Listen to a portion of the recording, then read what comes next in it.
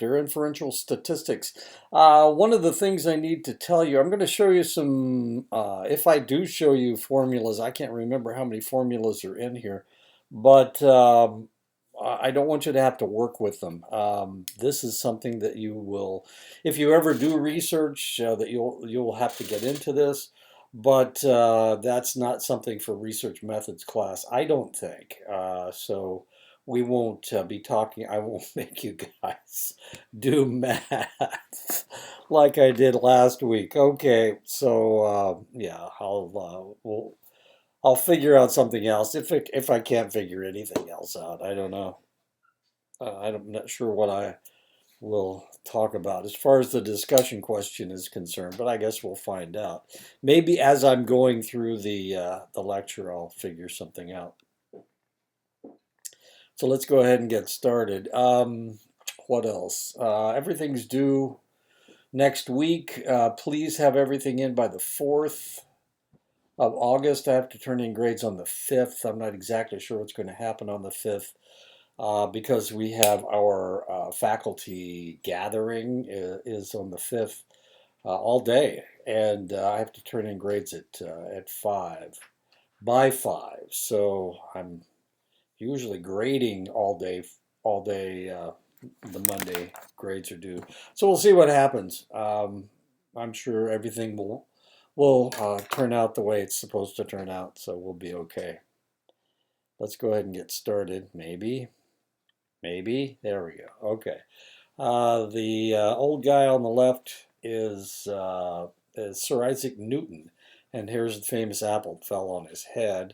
I'm sure they change it every day. It's a nice red apple. Anyway, that's the apple that taught him how apples work. No, taught him about gravity. Psychological research typically involves measuring one or more variables in a sample and computing descriptive summary data, the means correlation coefficients for these variables. And of course, last week we worked with descriptive statistics. This week we're talking about inferential statistics. These descriptive data for the sample are called statistics, and that's what we were just saying. The researcher's goal is not to draw conclusions about that sample, but to draw conclusions about the population that the sample was selected from.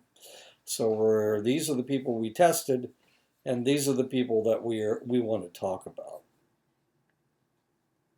Researchers must use sample statistics to draw conclusions about the corresponding values in the population. These corresponding values in the population are called parameters. So we get the information from these guys, and we talk about these guys, and that's the parameters. And that's how research works. We can do, if you did research on the entire population of Diné College, could we talk about the Navajo Nation? And the answer is, well, we would be talking about the statistics of the people on Diné College who attend Diné College. But could we talk about the entire Navajo Nation? We would try. And those would be the parameters.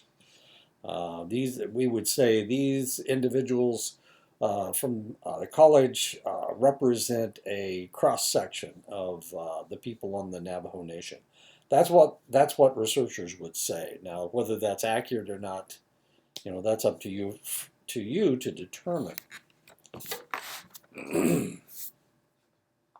A researcher measures the number of depressive symptoms exhibited by each of 50 adults with clinical depression and computes the mean number of symptoms. The researcher probably wants to use this sample statistic, the mean number of symptoms for the sample, to draw conclusions about the corresponding population parameter, the mean number of symptoms for adults with clinical depression. And of course, that's what they would do. They would take 50 adults, they would put all that information together, and then they would say, this is what the adult population with clinical depression, this is how they act from those 50 people. And of course, we would be doing the same thing with the people of the Navajo Nation. We would be saying, okay, we took, I don't know, 1,200 students from Diné College, and we determined a select piece of information, and now we can say that about the entire population of the Navajo Nation. Sample statistics are not perfect estimates of their corresponding population parameters. This is because there is a certain amount of random variability in any statistic from sample to sample. The mean number of depressive symptoms might be 8.73 in one sample of adults with clinical depression, 6.45 in a second sample, and 9.44 in a third, even though these samples are selected randomly from the same population. Similarly, the correlation, the Pearson's R, between two variables might be plus 0.24 in one sample, minus 0.04 in a second sample, and plus 0.15 in a third. Again, even though these samples are selected randomly from the same population, we're getting different results. And that's okay. That's what we're supposed to get. That shows that, that they were random samples. This random variability in a statistic from sample to sample is called the sampling error. Note that the term error here refers to random variability and does not imply that anyone has made a mistake. No one commits a sampling error. Sampling errors just have to do with the fact that you're never going to find exactly the same population, or exactly the same statistics for different populations or different samples. When there is a statistical relationship in a sample, it is not always clear that there is a statistical relationship in the population. A small difference between two group means in a sample might indicate that there is a small difference between the two group means in the population. But it could also be that there is no difference between the means in the population, and that the difference in the sample is just a matter of sampling error. Similarly, a Pearson's R value of minus 0.29 in a sample might mean that there is a negative relationship in the population. But it could also be that there is no relationship in the population and that the relationship in the sample is just a matter of sampling error. In fact, any statistical relationship in a sample can be interpreted in two ways. There is a relationship in the population and the relationship in the sample reflects this, or there is no relationship in the population and the relationship in the sample reflects only sampling error. The purpose of null hypothesis testing is simply to help researchers decide between these two interpretations. Which one is it? Is there no relationship, or is there a relationship to the population?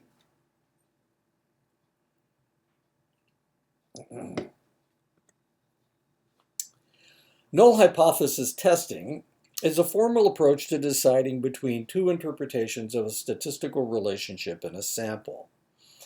One interpretation is called the null hypothesis, often symbolized as HO and read as H0. Sorry, I called it an O. I do that with my telephone number sometimes too. So I have to think, now, no, it's not an O, it's a 0.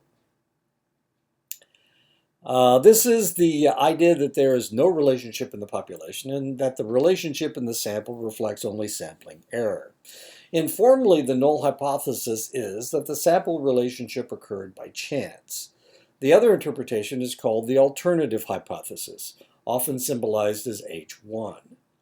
This is the idea that there is a relationship in the population and that the relationship in the sample reflects this relationship in the population. And I had you write two hypotheses, a hypothesis, which is an alternative hypothesis, and a null hypothesis. And the null hypothesis is just the negative of the alternative hypothesis. And what you're trying to do is prove the null hypothesis. Every statistical relationship in a sample can be interpreted as it might have occurred by chance, it might reflect a relationship in the population. So anytime you do research and you get a result, it could either be, yeah, that's what the population looks like, or you just caught the wrong guy on the wrong day. Researchers need a way to decide between them. Although there are many specific null hypothesis testing techniques, they're all based on the same general logic. The steps are as follows. Assume for the moment that the null hypothesis is true. There is no relationship between the variables in the population. Determine how likely the sample relationship would be if the null hypothesis were true. If the sample relationship would be extremely unlikely, then reject the null hypothesis in favor of the alternative hypothesis. If it would be extremely unlikely, then retain the null hypothesis. So the idea is we need to determine if something happened by chance, in which case we would retain the null hypothesis, or that there actually is a similarity between the statistic we got and the population, and that would be rejecting the null hypothesis, because the null hypothesis is the negative hypothesis.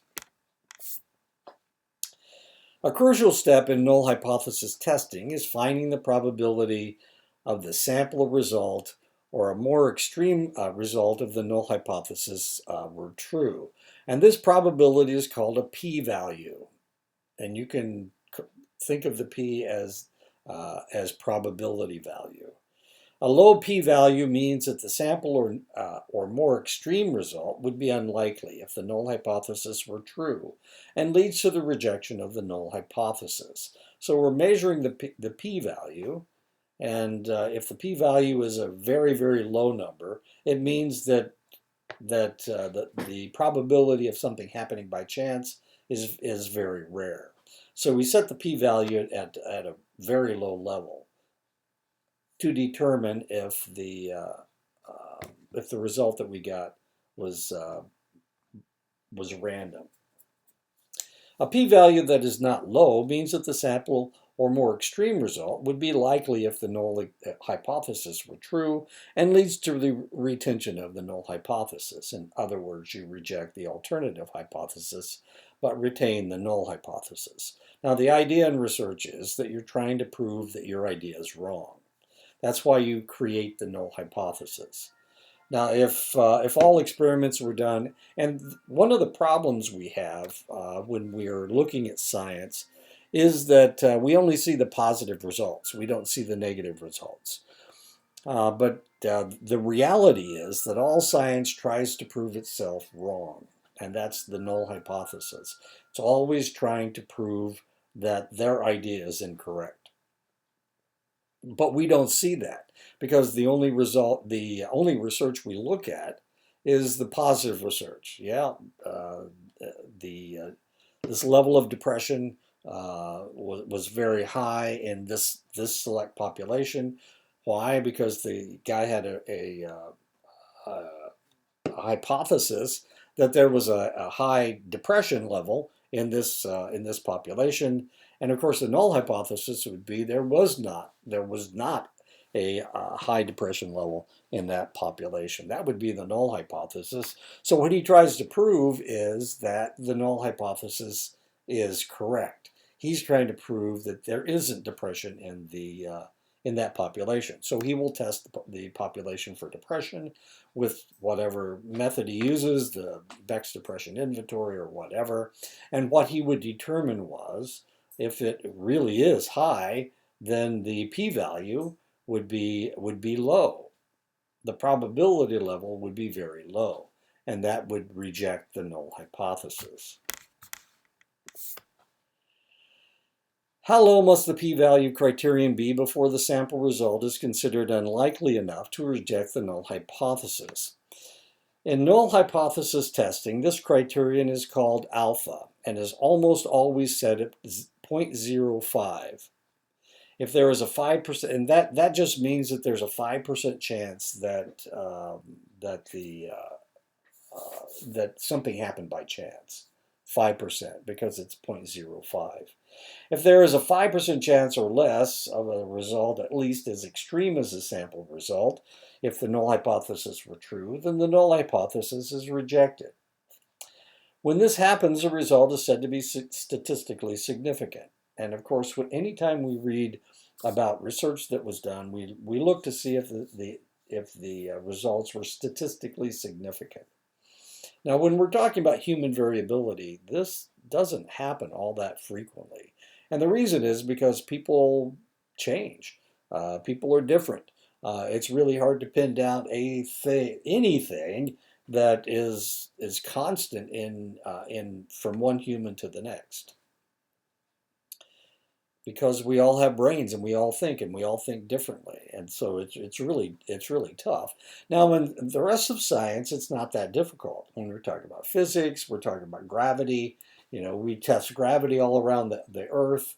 It's not the same. It turns out that gravity's not the same everywhere. There's a hole in the Indian Ocean, right in the middle of the Indian Ocean, and they think they figured out why the gravity is different there. It's actually heavier in that point, and it's because there's a ditch right there, and it changes things. Okay, so what are we talking about? This does not necessarily mean that the researcher accepts the null hypothesis as true, only that there is not currently enough evidence to reject the null hypothesis. Researchers often use the expression fail to reject the null hypothesis rather than retain the null hypothesis, but they never use the expression they accept the null hypothesis. So we need to determine the p-value, the probability value, and it needs to be below 0.05.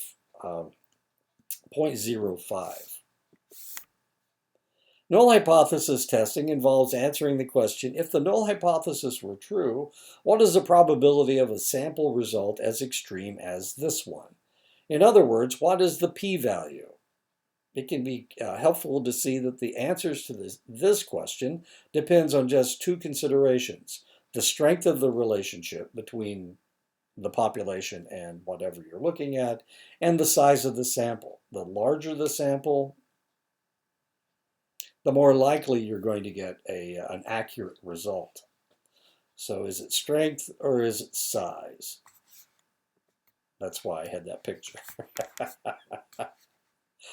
You may have wondered, what in the world is it? Why did he put two bodybuilders over there? It's because of size versus strength.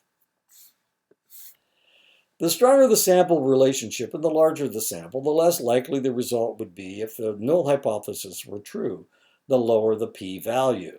Imagine a study in which a sample of 500 women is compared with a sample of 500 men in terms of some psychological characteristic, and the Cohen's d is a strong 0.50.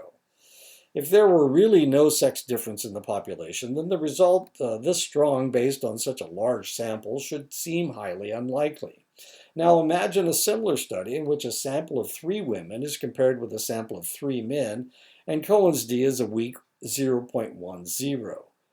If there were no sex difference in the population, then a relationship this weak based on such a small sample would seem likely. And this is precisely why the null hypothesis would be rejected in the first example and retained in the second one, because 3 is not enough. 500, yeah, but not 3. So what are we talking about? We're talking about sample size, and we're talking about the strength of the relationship between the population and whatever you're measuring. Sometimes the result can be weak and the sample large, or the result can be strong and the sample small. In this case, the two considerations trade off against each other so that a weak result can be statistically significant if the sample is large enough, and a strong relationship can be statistically significant even if the sample is small. Weak relationships based on medium or small samples are never statistically significant, and that strong relationships based on medium or larger samples are always statistically significant. If their sample relationship is strong and their sample is medium, then you should expect to reject the null hypothesis. A statistically significant result is not necessarily a strong one. Even a very weak result can be statistically significant if it is based on a large enough sample. The word significant can cause people to interpret these differences as strong and important, perhaps even important enough to influence the college courses that they take or even who they vote for. However, these statistically significant differences are actually quite weak, perhaps even trivial. And that's what this is about, I think. Can't remember why I put this in here. Anyway, oh no, we have AI supervising AI.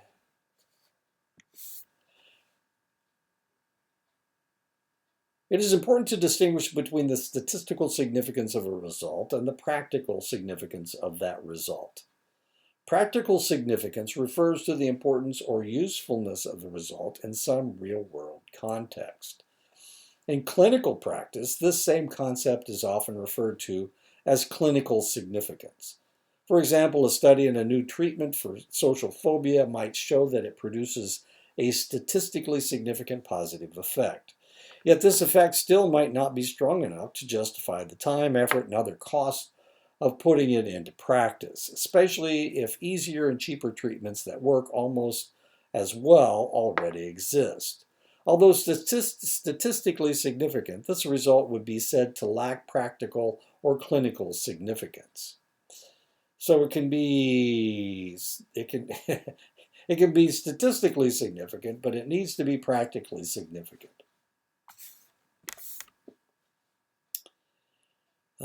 Crack, boom, whoa, we should get inside. It's okay. Lightning only kills about 45 Americans a year, so the chances of dying are only 1 in 7 million. Let's go on. Of course, the annual death rate among people who know that statistic is 1 in 6. So, ouch. So don't go. And who's the one that would get hit by lightning? Probably the one, not the one that's talked about the statistics. Many studies in psychology focus on the difference between two means. The most common null hypothesis test for this type of statistical relationship is the t-test. The one-sample t-test is used to compare a sample mean with a hypothetical population mean. The formula for t is as follows. And don't worry about the formula. I'm not going to ask you about that. But the whole point of a t-test is when you have to anticipate what the mean is going to be. That's your hypothetical population mean.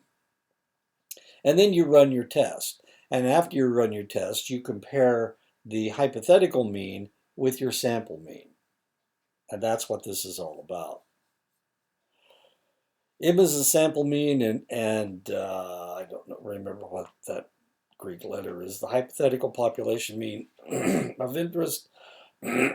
Standard deviation is the sample standard deviation, and N is the sample size.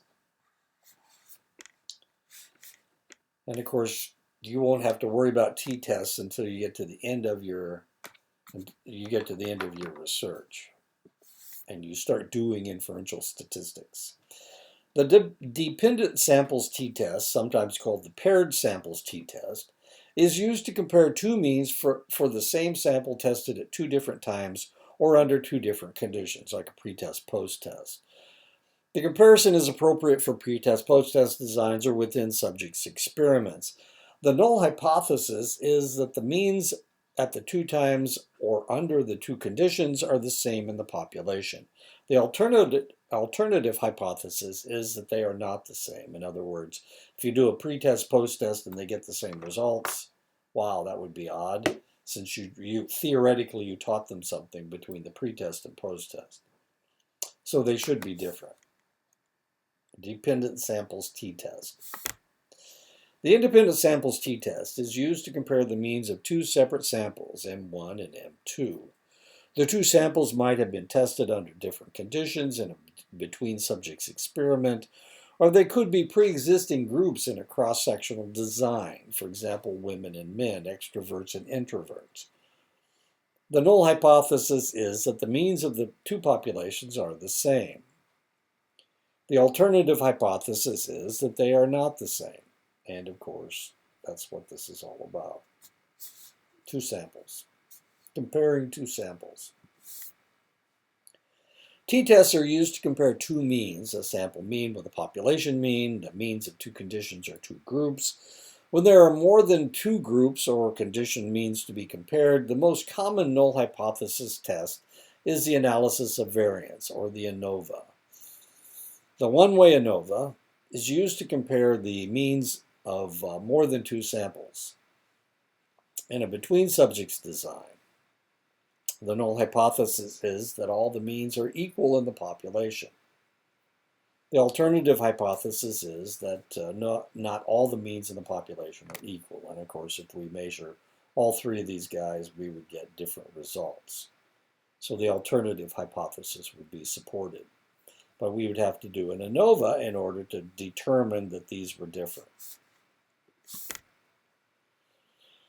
When we reject the null hypothesis in a one-way ANOVA, we conclude that the group means are not all the same in the population. But this can indicate different things. With three groups, it can indicate that all three means are significantly different from each other. It can indicate that one of the means is significantly different from the other two, but the other two are not significantly different from each other. Statistically significant one-way ANOVA results are typically followed with a series of post hoc comparisons of selected pairs of group means to determine which are different from which others. So post hoc just means that you look at it afterwards, post-testing. That's what post hoc means. So that's what you would do. You would compare one group with the other. And if we were talking about these three groups, we would compare this one with this one, and we would say, yeah, we can see that there's a difference. Then we would compare this one with, whoops, I'm sorry, this one with this one, and we would say, yep, they're different. Then we would compare these two and say, yep, they're different. But if we're looking at these two, they look pretty much the same. And in the post hoc analysis would be, if there was a difference between the two, we would have to determine what was what was the difference. Why were there the two tests different? Post hoc. The one-way ANOVA is appropriate for between subjects designs in which the means being compared come from separate groups of participants. It is not appropriate for within subjects designs in which the means being compared come from the same participants tested under different conditions or at different times. This requires a slightly different approach called the repeated measures ANOVA. And the reason is because we're testing D 3 different times, and we're getting 3 different results. So we need to use a repeated measures ANOVA. The basics of the repeated measures ANOVA are the same as for the one-way ANOVA. The main difference is that the measuring the dependent variable multiple times for each participant allows for a more refined measure. When more than one independent variable is included in a factorial design, the appropriate approach is the factorial ANOVA. The basics of the factorial ANOVA are the same as for the one-way and repeated measures ANOVA. The main difference is that it produces an F ratio and p-value for each main effect and for each interaction. Appropriate modifications must be made depending on whether the design is between subjects, within subjects, or mixed. For relationships between quantitative variables, where Pearson's R, the correlation coefficient, is used to describe the strength of these relationships, the appropriate null hypothesis test is a test of the correlation coefficient. The basic logic is exactly the same as for the other null hypothesis tests. In this case, the null hypothesis is that there is no relationship in the population. We can use the Greek lowercase rho to represent the relevant parameter, and rho equals 0. The alternative hypothesis is that there is a relationship in the population, so rho is not equal to 0. In null hypothesis testing, the researcher tries to draw a reasonable conclusion about the population based on the sample. Unfortunately, this conclusion is not guaranteed to be correct. Rejecting the null hypothesis when it is true and retaining it when it is false are known as errors. And this is a good example. So type 1 error is a false positive. This is a guy and he's telling him that he's pregnant. And a type 2 error is a false negative. And in this case, she obviously is pregnant, and she's telling her she isn't pregnant. Let me give you a quick example of a false negative. Once upon a time, I was married to a young lady, and she was pregnant. And so one of the things they do when you're pregnant, they test you for all kinds of things. And they tested her for syphilis. And by golly, it came back positive. So when something comes back positive, you need to do further research to see if it actually is positive. Because usually it's just a screening test, and then you use a more sensitive test for the second test. So, as you can imagine, I got a telephone call and was told you need to go to the doctor and have your blood tested to find out if you have syphilis. And of course, she went in, and the doctor drew more blood and sent it off to the lab for more extensive tests. So here I am. I'm a college sophomore, and I just went down to have my blood drawn to find out if I have syphilis or not. And of course, back then these tests took a long time. I'm not exactly sure why they took a long time. When I got into the service, that was one of my jobs, was testing people for syphilis. And so I would draw their blood and I would run the tests, every day. But it sure seemed to take them a long time. Anyway, they came back. It was a false positive. It was a type 1 error. It was a false positive. Now, the reality is that false negatives are a lot more dangerous than false positives. Because what if somebody actually did have syphilis and the result came back negative? That would mean that they wouldn't be treated for it. And so in this case, false negatives are a lot more dangerous. So when we look at lab results, one of the things we're looking for, if a test has a lot of false positives, we're not really worried about that, because we'll do false positives, we'll always do another test, more extensive test, to find out if that one was accurate. But if it has a lot of false negatives, it's not a very good lab test, because that means we're missing something we should be finding. Okay? Okay, false negatives and false positives. Rejecting the null hypothesis when it is true is called a type 1 error. Of course, that has to do with medicine. We're talking about the null hypothesis. We're talking about something that isn't nearly as critical as telling this old man that he's pregnant. This error means that we have concluded that there is a relationship in the population when in fact there is not. Type 1 errors occur because even when there is no relationship in the population, sampling error alone will occasionally produce an extreme result.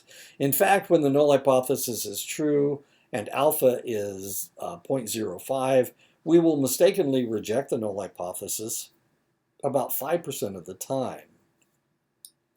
This possibility is why alpha is sometimes referred to as the type 1 error rate, and that is 5%. Retaining the null hypothesis when it is false is called a type 2 error. This error means that we have concluded that there is no relationship in the population when in fact there is a relationship. Type 2 errors occur primarily because the research design lacks adequate statistical power to detect the relationship. For example, the sample is too small. And of course, the joke is negative for COVID, but you may be pregnant. She's talking to her husband. And there you go. Okay, you may be asking yourself, why in the world would they have a false positive on a syphilis test? And the answer is, if you know what we were measuring a protein that is increased if somebody has syphilis. But it can be increased for other reasons. Genetically, you could have an increased protein. That protein might be increased. It may have been your diet. You ate the wrong foods. Lots of different reasons. But anyway, that protein was elevated in my ex-wife, and that's why she had a false positive. So then they tested it using another test that doesn't test that protein, but tests something more specific, and it was more expensive, of course, because it was not a screening test, and it was negative. She didn't have it, and I didn't have it. The possibility of committing type 1 and type 2 errors is that we should be cautious about interpreting the results of any individual study because there is a chance that it reflects a type 1 or a type 2 error. This possibility is why researchers consider it important to replicate their studies. They need to do them over and over again. Other people need to do them to find out if they were actually accurate or not. Each time researchers replicate a study and find a similar result, they rightly become more confident that the result represents a real phenomenon and not just a type 1 or type 2 error. And when we're talking about humanity, we're talking about social norms, and we're talking about society, a lot of things change, and they change kind of constantly. And we, of course, right now, people are talking about reproductive rights and abortions and whether a woman has a right to get an abortion. This is huge right now. So the question is, when we ask people about reproductive rights and we get a result, is that a type 1 or type 2 error, or is it actually what the population thinks? An issue related to type 1 errors is the so-called file drawer effect. And file drawer effect. It actually, is that what they call it? File drawer phenomenon. This was first talked about in 1979 by Rosenthal. The idea is that when researchers obtain statistically significant results, they tend to submit them for publication, and the journal editors and reviewers tend to accept them. Why? Because this is new stuff. This is a positive result. We need to publicize this. But when researchers obtain non-significant results, they tend not to submit them for publication, or if they do submit them, journal editors and reviewers tend not to accept them. So we don't know what doesn't work. We only know what does work. Researchers end up putting these non-significant results away in a file drawer or nowadays in a folder on their hard drives. And we never find out that they tried this and it didn't work. Now, what's the problem with the file drawer effect? The problem is that other researchers might go, hey, this is a good idea. I wonder if anybody's done this research. And then they look for it and they say, well, nobody seems to have done this research. Let's go ahead and do it. And then they get exactly the same negative result. Now we've wasted everybody's time and we've wasted everybody's money. And this happens over and over and over and over again because it seems like a good idea. Simonson and colleagues in 2014 accused psychology researchers of creating too many type 1 errors in psychology by engaging in research practices they called p-hacking. P, of course, being probability. The researchers who p-hack make various decisions in the research process to increase their chance of a statistically significant result and a type 1 error by arbitrarily removing outliers, selectively choosing to report dependent variables, only presenting significant results, etc., until their results yield a desirable p-value. In other words, they manipulate their research until they get a significant result. They throw out the outliers, they only report certain dependent variables, they only talk about the significant results.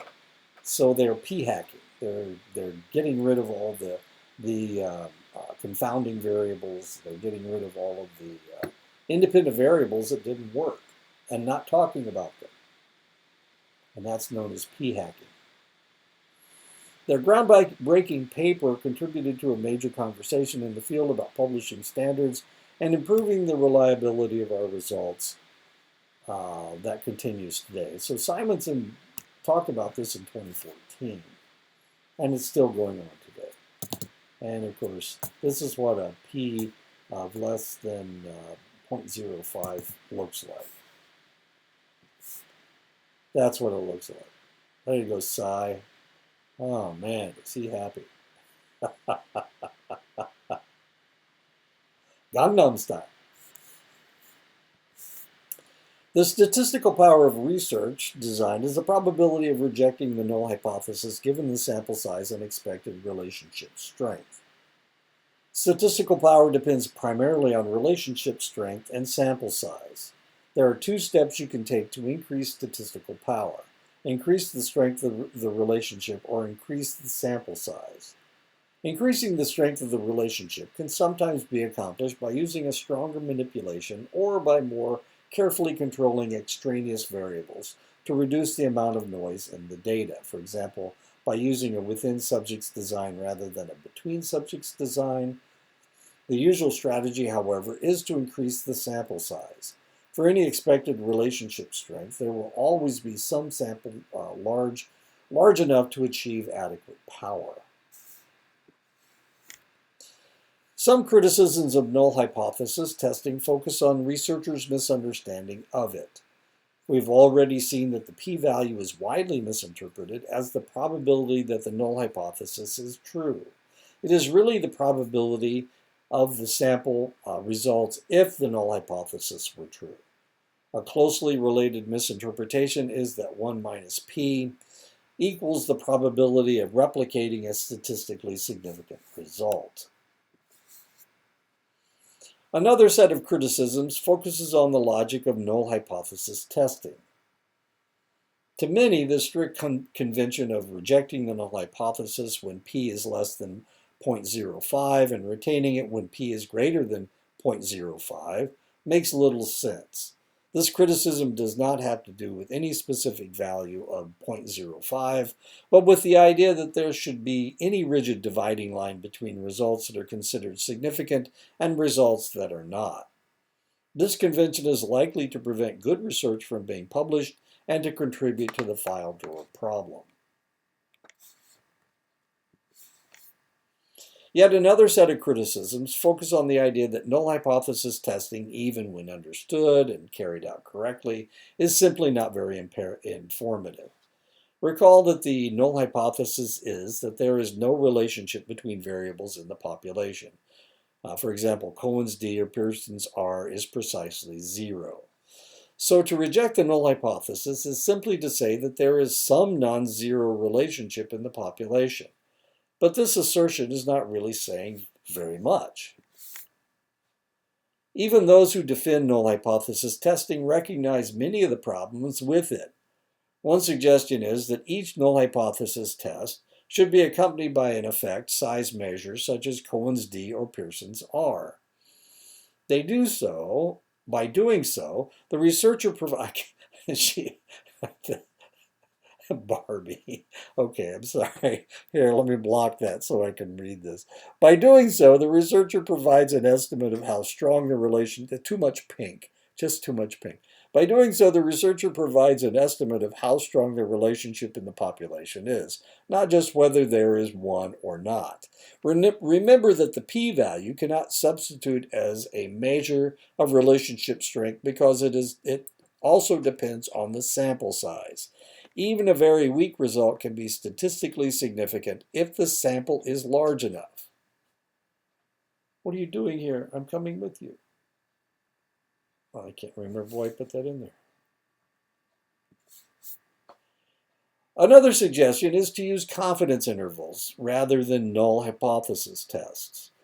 A confidence interval around a statistic is a range of values that is computed in such a way that some percentage of the time, usually 95%, the population parameter will lie within that range.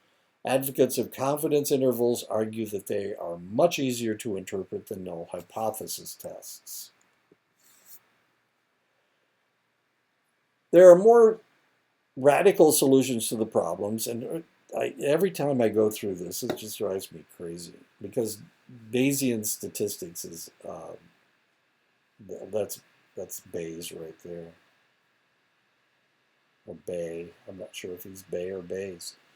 There are more radical solutions to the problems of null hypothesis testing that involved using very different approaches to inferential statistics. Bayesian statistics is an approach in which the researcher specifies the probability that the null hypothesis and any important alternative hypotheses are true before conducting the study, conducts the study, and then updates the probabilities based on the data.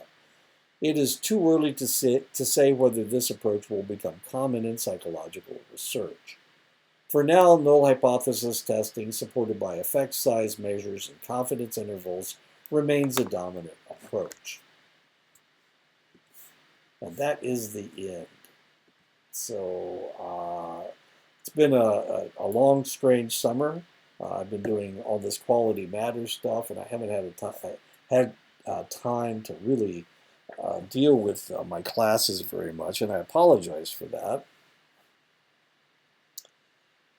But once I go through quality matters, every 25 years you have to recertify, evidently. So I'm good to go for another 25 years. Of course, in 25 years, I'll be 100 years old, so I probably won't need it.